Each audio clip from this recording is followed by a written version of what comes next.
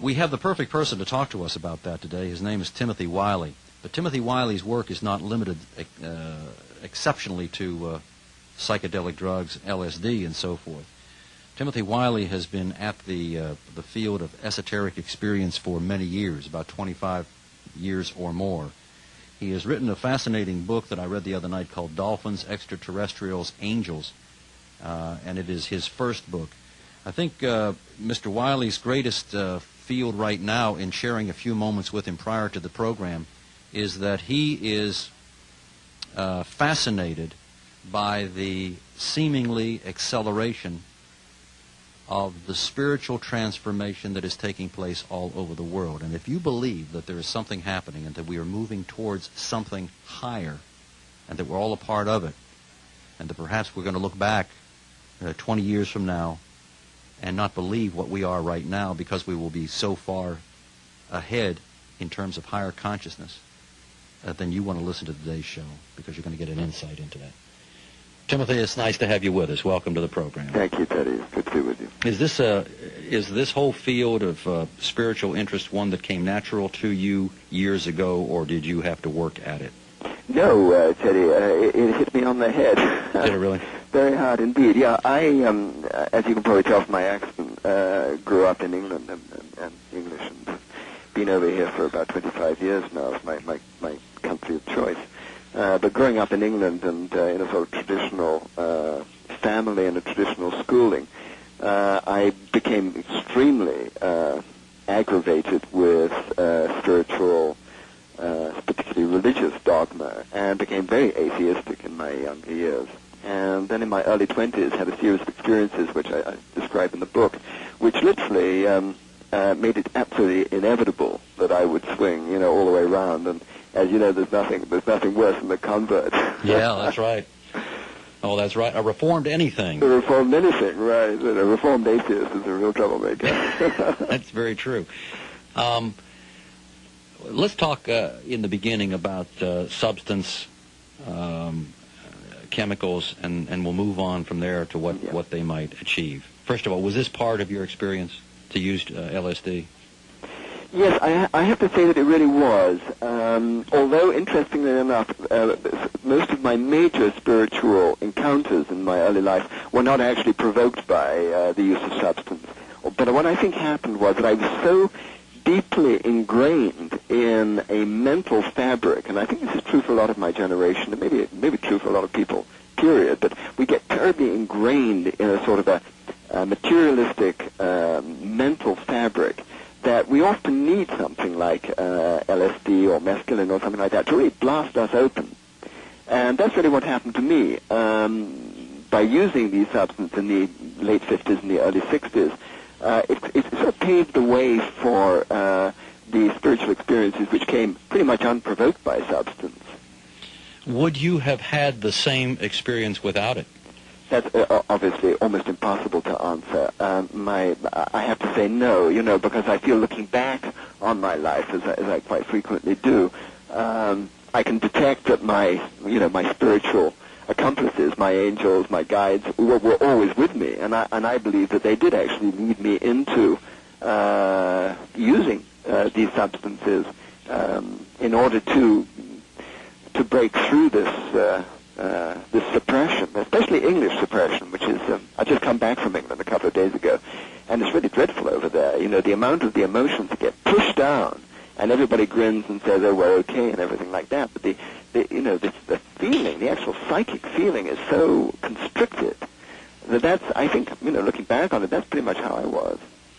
Well, help us understand exactly where the LSD, the substance fits into the spiritual experience. I mean, when for those that do have some kind of an experience with it, is it a true spiritual? I mean, are you really getting to the higher consciousness, or is there something else happening? Well, there are two ways of answering that, Teddy. One is to say that any experience is in itself a valid thing. You see, because if you experience something, you experience it. Nobody else can come along and say that's an invalid experience. You experience what you experience. Yeah. So, from looking from that point of view, if a person takes LSD or takes, another of the entheogens, and has an experience of encountering God, that's their experience, and that's going to alter them, and it's going to change them, and it's going to open them, and modify their belief systems, and change their future. Nobody can turn to them and say that's an invalid experience. Mm-hmm. You see. Now, the other way of approaching it's a very interesting one, but I don't know if you're aware, but there was in the days when LSD particularly was allowable. There were some tests done at Harvard, I think it was, by the religion department on a group of young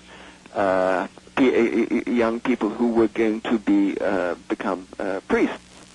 And what they did is that they, on an Easter Sunday, they did a double-blind experiment where they gave, I think something in the region of 30 people, all right, they gave 15 of them LSD, and they gave 15 a placebo. And then they went through the day in the church, with the music and everything like that. And, right. And at the end, they asked everybody had they had a religious experience. And of the people who had done the LSD, something in the region of 14 out of 15 said they had the most extraordinary religious experience they'd ever had. And of the people doing the placebo, something like 2 out of the 15 said they'd had a wonderful experience. I see. So that's a very interesting... Sure, that would give credence to... Well, it certainly would. To the effectiveness of it. Oh, yes, absolutely. It's extremely effective. Do you still use it? I use it very rarely at this point. It's an interesting thing. Like a lot of experiences, most of the key experiences are at the start. What I tend to do is at this point I'll do it maybe once a year or once every 2 years, just as I said, to clean the old stuff out of all the gunk out of the tubes, and to make sure that I'm still open and clear and can feel that reality. But no, it's not something I use on a regular basis. Some time ago, I was reading a biography of Abraham Maslow, and one of the things that he got upset with his fellow psychologist colleagues was, Timothy, that he said in the 60s they were experimenting with LSD, and he didn't want to do that. They wanted to find that peak experience that he used to write about, that high, that spiritual high, and he didn't want to find it that way.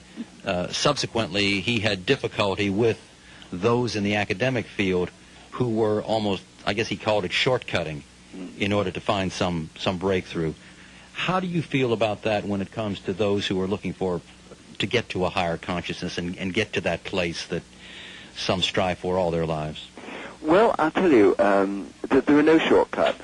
And anybody who's done a substantial amount of substance will tell you that that although it looks sometimes like it's a quick and easy way of getting there, it's not. For every encounter with the transcendent reality, there are other encounters with realities which can be quite hellish, and are very much about bringing up into consciousness the kind of repressions that exist not only in the individual but in the world mind. You see, just as we have an individual mind, the world also has a mind, and this has to be cleared because it's as if every thought that has ever been thought still hangs in the world mind. It still vibrates in the world mind. So one of the extraordinarily strong things, for instance, that if you had to meet an extraterrestrial, one of the things that they'll tell you is that the world is very full of fear. To a person from another planet, fear is the strongest and most dominating emotion on the planet right now. And what happens when you go into the root of substance is that you're asked, in a sense, to deal with factors like the fear that exists in the world mind. You're asked to deal with ways to release that fear. So I would refute entirely that it's a shortcut or an easy road at all. It's not an easy road. It's very peculiarly a Western road, and it is a chemical road, and it's a road which, if you look into the literature, an extraordinary number of spiritual powers have used chemistry in its different forms. I mean, synthesized and non-synthesized. I mean, organic chemicals as well. The American Indians have. Yeah. The Western alchemists have used it all the way through the last 2,000 years. Sure. I guess the thing I'm most curious about, sincerely curious about, having not tried it, is, well, let me put it to you this way. I used to be a musician and earn a living